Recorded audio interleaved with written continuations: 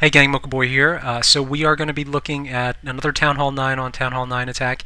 This base is something that we've actually in the past called the ABC base. Or we call it it's another Chinese base, and I know the acronym's off, but ACB just sounds weird. You know that because of the way that these square pockets are offset against the core.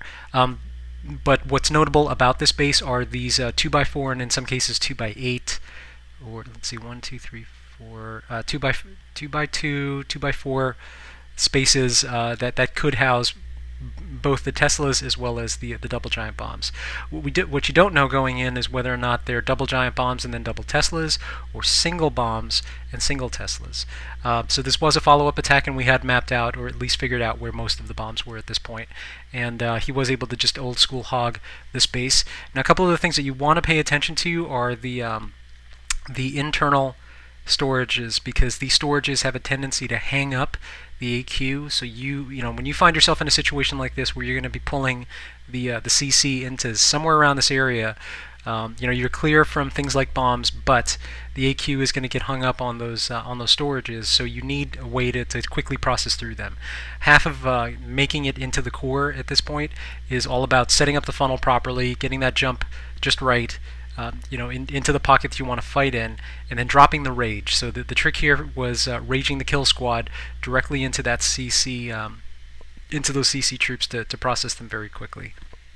And unfortunately, we lost one golem down here. He did his job, but I guess his DPS support got wasted. And then here comes the dragon and the two loons, and then of course the textbook rage and poison to take those guys out quickly, along with whatever else is in there. But what I really love about the way that Mav attacks these bases is he understands how to use giants to distract those point defenses. And in that first wave, practically none of his hogs were lost, except for maybe one or two. And then on top of that, he just did a perfect job of distracting those giants.